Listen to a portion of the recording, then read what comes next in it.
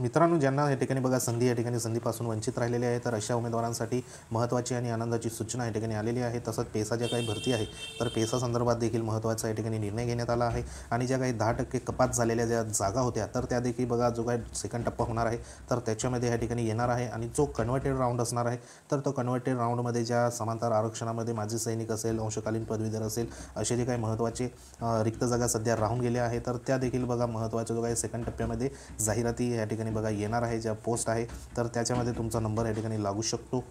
तर ह्याच्यात बघा महत्त्वाची जी काही न्यूज बुलेटिन आहे 27/2/2024 म्हणजे कालची बुलेटिन सध्या प्रसिद्ध या ठिकाणी झालेली आहे। तर ह्याच्यात महत्त्वाच्या सूचना देण्यात आल्या आहेत। तर ह्याच्यात बघा पहिली जी काही सूचना आहे, तर शिक्षक पदभरती या ठिकाणी पहिल्या टप्प्यातील मुलाखतीशिवाय पदभरती या प्रकारातील सर्व प्रक्रिया या ठिकाणी नियमबद्ध पद्धतीने पूर्ण केली आहे। अभियोग्यताधारकांनी त्यांच्या अनुज्ञेनुसार योग्य त्या निवड यादीत समाविष्ट केले गेले आहेत। तरी देखील या संदर्भात अभियोग्यताधारकांनी काही वेळी जी काही वेगळी धारणा असल्यास त्याबाबत तक्रार या ठिकाणी तुम्ही दुरुस्ती समितीकडे जी काही तक्रार निवारण दुरुस्ती समिती आहे, तर या ठिकाणी जो ईमेल आहे जो पवित्र 2022@gmail.com या ईमेलवर सध्या तक्रार करायचं आहे। त्यासाठी नमुना देखील या ठिकाणी प्रसिद्ध करण्यात आला आहे न्यूज बुलेटिनमध्ये। तर त्या नमुन्यातच या ठिकाणी बघा महत्त्वाचा जो अर्ज असणार आहे तो आपल्याला करायचा आहे आणि अधिकृत माहिती जाणून घेता त्याच्यामध्ये येईल। केवळ ईमेल ॲड्रेसचाच वापर करायचा आहे।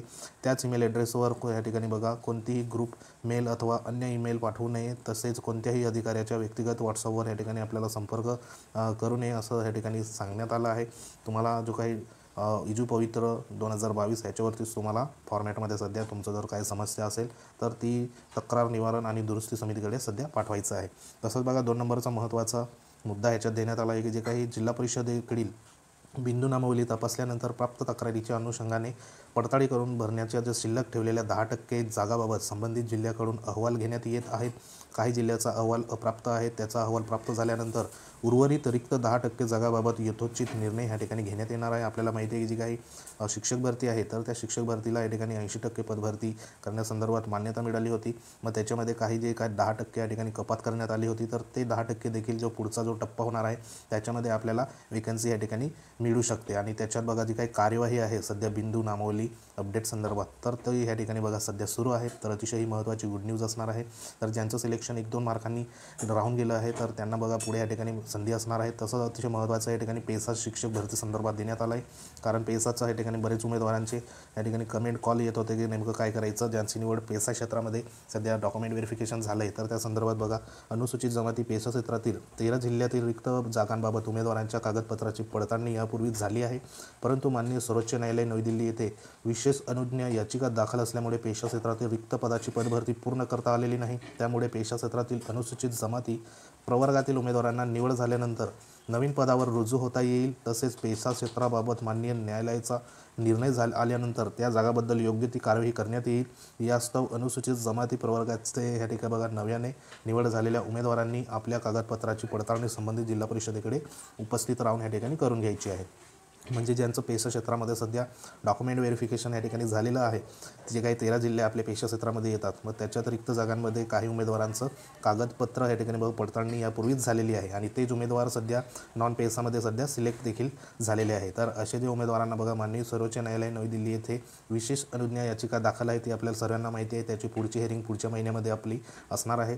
तर ह्याच्यामध्ये रिक्त पदाची पदभरती या ठिकाणी बघा करण्यात आली नाही। त्यामुळे पेशा क्षेत्रातील अनुसूचित जमाती प्रवर्गातील उमेदवारांना निवड झाल्यानंतर नवीन पदावर रुजू होता येईल। तसेच पेशा क्षेत्राबाबत माननीय न्यायालयाचा निर्णय आल्यानंतर त्या जागाबाबत योग्य ती कार्यवाही या ठिकाणी करण्यात येणार आहे, अशी या ठिकाणी महत्त्वाची स्टेटमेंट देण्यात आली आहे। तुमची जर निवड झाली असेल नॉन पेसामध्ये, तर तुम्ही पेसा क्षेत्रातील जे उमेदवार असेल तर त्यांनी संबंधित नॉन पेसाच्या जिथं निवड झाली असेल तर त्या जिल्हा परिषदमध्ये डॉक्युमेंट व्हेरिफिकेशन तुम्हाला करून घ्यायचं आहे।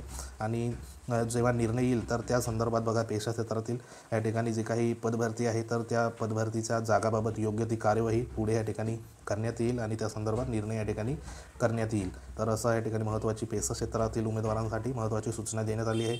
तसंच बघा जे काही भाषा विषय संदर्भात आहे, भाषा विषय इंग्रजीसाठी निवडल्यावर शिक्षकांना त्यांचे विषय शिकवण्याचे या ठिकाणी बघा आहे, तर त्या उर्दू माध्यमाची गरज असेल तेव्हा शाळेत उर्दू शिक्षक उपलब्ध आहेतच। केवळ एक शिक्षक अन्य माध्यमाचा असणार आहे। यामुळे विद्यार्थ्यांना अन्य भाषिक शिक्षक देखील उपलब्ध होत आहे।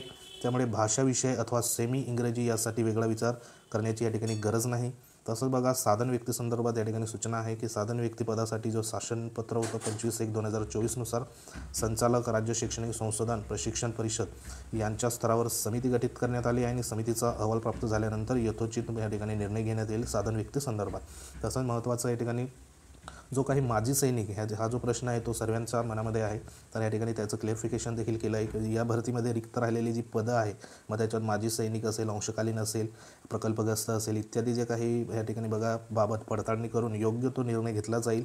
तसेच नव्याने जेव्हा जाहिराती येतील तेव्हा पुढे टप्पा 2 मधील जाहिराती या ठिकाणी असतील। म्हणजे ह्या ज्या रिक्त पदे आहे तर येणाऱ्या ज्या काही सेकंड टप्प्यामध्ये सध्या ज्या रिक्त झालेल्या जवळपास 5,000 प्लस म्हणजे या ठिकाणी 5,500 प्लस जागा सध्या विदाऊट इंटरव्ह्यूच्या सध्या रिक्त राहिल्या आहे।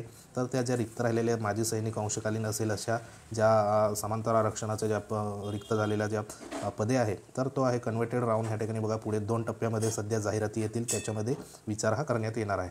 तसंच शासन निर्णय 10/11/2022 मधील तरतुदीनुसार नव्याने जाहिराती घेण्याबाबत योग्य वेळ पोर्टलवर सूचना देण्यात येतील। पुढील जे काही नव्याने शिक्षक अभियोगिता बुद्धिमत्ता चाचणी होईपर्यंत येणाऱ्या जाहिरातीसाठी चालू चाचणीतील उमेदवार पात्र असतील। तर अतिशय महत्त्वाचं या ठिकाणी स्टेटमेंट आहे। तर जोपर्यंत पुढची जी काही टेट आहे टेट 3 जीपर्यंत होत नाही, टेटची तिसरी टेट जीपर्यंत होत नाही तोपर्यंत टेट 2 मधील जे आताचे मार्क आहे तर त्याच्यानुसारच तुमची या ठिकाणी जी काही जाहिराती आहे तर त्या जाहिराती ह्या टप्प्याटप्प्याने येत असल्यामुळे महत्त्वाचं तोपर्यंत तुमचे जे काही मार्क आहेत तर ह्या भरतीमध्ये ते ग्राह्य धरले जाणार आणि जोपर्यंत तुमचं या ठिकाणी सिलेक्शन होत नाही तोपर्यंत तुम्ही त्या ठिकाणी बघा प्रेफरन्स देऊन पुढच्या ज्या काही जाहिराती असेल त्याच्यामध्ये तुमचा सहभाग या ठिकाणी असणार आहे। तर अशी महत्त्वाची या ठिकाणी महत्त्वाच्या बाबी होती। तर ह्याच्यामध्ये पेसा क्षेत्राचा जो काही महत्त्वाचा या ठिकाणी स्टेटमेंट देण्यात आलं आहे पेसा क्षेत्र शिक्षक भरतीचं, तर ते देखील महत्त्वाचं असणार आहे। तर ह्याच्यामध्ये बरेच उमेदवारांचं या ठिकाणी कन्फ्युजन होतं का नेमकं डॉक्युमेंट व्हेरिफिकेशन करायचं किंवा नाही। तर या ठिकाणी तुमचं नॉन पेसामध्ये सिलेक्शन झालं असेल तर तुमचं या ठिकाणी बघा डॉक्युमेंट व्हेरिफिकेशन संबंधित जिल्ह्यामध्ये राहून या ठिकाणी तुम्हाला करून घ्यायचं आहे ज्या जिल्ह्यात तुमची निवड झाली असेल। आणि राहिला पेसा क्षेत्रातील जे काही निवड झाल्यानंतर नवीन पदावर रुजू होता येईल, तसेच या ठिकाणी पेशा क्षेत्राबाबत जो काही माननीय न्यायालयाचा निर्णय आल्यानंतर त्या जागाबाबत योग्य ती कार्यवाही या ठिकाणी करण्यात येणार आहे असं महत्त्वाचं न्यूज बुलेटिनमध्ये सध्या क्लिअरिफिकेशन या ठिकाणी देण्यात आलं आहे। तर अतिशय महत्त्वाची टप्पा 2साठी आणि ज्यांची निवड बाकी आहे किंवा यांनी होप या ठिकाणी सोडू नये त्यांची निवड या ठिकाणी सेकंड टप्प्यामध्ये सध्या ही होऊ शकते। तर निश्चित राहा ज्यांचं 1, 2, 5 मार्कांनी सध्या नंबर राहून गेला आहे लागायचा निवडायची तर त्यांच्यासाठी गुड न्यूज आहे। तर अतिशय महत्त्वाची इन्फॉर्मेशन होती। इन्फॉर्मेशन आवडली असेल तर लाईक करू शकता तुम्ही। जर आपल्या चॅनलवर नवीन असाल तर चॅनलला सबस्क्राईब करा, बाजूला बेल आयकॉन आहे त्याला देखील प्रेस करा। तर भेटूया एखाद्या महत्त्वाच्या इन्फॉर्मेशनमध्ये, तोपर्यंत जय हिंद, वंदे मातरम।